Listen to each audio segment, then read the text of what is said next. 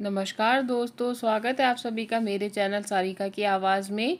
सिंहासन बत्तीसी की सीरीज़ में आज मैं आपको सुनाऊंगी 11वीं पुतली त्रिलोचना की कहानी, जिसमें उसने विक्रमादित्य के गुण का बखान करते हुए कहानी सुनाई थी, देवताओं का आवाहन।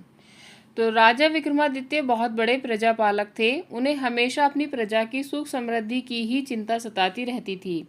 एक बार उन्होंने एक महायज्ञ करने की ठानी। असंख्य राजा महाराजाओं, पंडितों और ऋषियों को आमंत्रित किया। यहाँ तक कि देवताओं को भी उन्होंने नहीं छोड़ा। पवन देवता को उन्होंने खुद निमंत्रण देने का मन बनाया तथा समुद्र देवता को आमंत्रित करने का काम एक योग्य ब्राह्मण को सौंपा। दोनों अपने काम से विदा हुए। जब विक्रम वन में पहुंचे तो उन्होंने तय करना शुरू किया ताकि पवन देव का पता ठिकाना ज्ञात हो। योग साधना से पता चला कि पवन देव आजकल सुमेरु पर्वत पर वास करते हैं। उन्होंने सोचा अगर सुमेरु पर्वत पर पवन देवता का आवाहन किया जाए तो उनके दर्शन हो सकते हैं। उन्होंने दोनों बेतालों का स्मरण किया तो वे उपस्थित हो गए। उन्होंने उन्हें अपना उद्देश्य बताया। बेतालों ने उन्हें आनन फानन में सुमेरु पर्वत की चोटी पर पहुंचा दिया। चोटी पर इतना तेज हवा थी कि पांव जमाना मुश्किल था।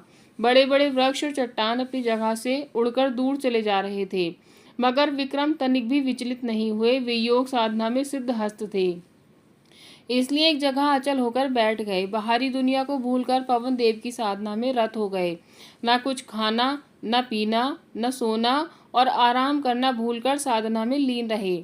आखिरकार पवन देव ने सुध ली। हवा का बहना बिल्कुल थम गया। मंद मंद बहती हुई वायु शरीर की सारी थकान मिटाने लगी। आकाशवाणी हुई, हे राजा विक्रमादित्य, तुम्हारी साधना से हम प्रसन्न हुए, अपनी इच्छा बताओ। विक्रम अगले ही क्षण सामान्य अवस्था में आ गए और हाथ जोड़कर बोले कि वे अपने द्वारा किए जा रहे महायज्ञ में पवन देव की उपस्थिति चाहते हैं। पवन देव के पधारने से उनके यज्ञ की शोभा बढ़ेगी। यह बात विक्रम ने इतना भावुक होकर कहा कि पवन देव हंस पड़े। उन्होंने जवाब दिया कि सशरीर यज्ञ में उनकी उपस्थिति असंभव है। वे अगर सशरीर गए तो विक्रम के राज्य में भयंकर आंधी तूफान आ जाएगा। सारे लहलाते खेत, पेड़ पौधे, महल और झोपड़ियां सब की सब उजड़ जाएंगी। रही उनकी उपस्थिति की बात, तो संसार के हर कोने में उनका वास है, इसलिए वे अप्रत्यक्ष रूप से उस महायज्ञ में भी उपस्थित रहेंगे। विक्रम उनका अभिप्राय समझकर चुप हो गए। पवन देव ने उन्हें आशीर्वाद देते हुए कहा कि उनके राज्य में कभी अनावृष्टि नहीं होगी और कभी दुर्भिक्ष का सामना उनकी प्रजा नहीं करेगी। उसके बाद उन्होंने विक्रम को कामधेनु गाय देते हुए कहा कि इसकी कृपा से कभी भी विक्रम के राज्य में दूध की कमी नहीं होगी। जब पवन देव लुप्त हो गए तो विक्रमादित्य ने दोनों बेतालों का स्मरण किया और बेताल उन्हें लेकर उनके राज्य की सीमा तक आए। जिस ब्राह्मण को विक्रम ने समुद्र देवता को आमंत्रित करने का भार सौंपा था, वह काफी कठिनाइयों को झेलता हुआ सागर तट पर पहुंचा। उसने कमर तक सागर में घुसकर समुद्र देवता का आवाहन किया। उसने बार बार दोहराया कि महाराज विक्रमादित्य महायज्ञ कर रहे हैं और वह उनका दूत बनकर उन्हें आमंत्रित करने आया है। अंत में समुद्र देवता असीम गहराई से निकलकर उसके सामने प्रकट हुए। उन्होंने ब्राह्मण से कहा कि उन्हें उस महायज्ञ के बारे में पवन देवता ने सब कुछ बता दिया है। वे पवन देव की तरह ही विक्रमादित्य के आमंत्रण का स्वागत तो करते हैं, लेकिन सशरीर वहां सम्मिलित नहीं हो सकते हैं।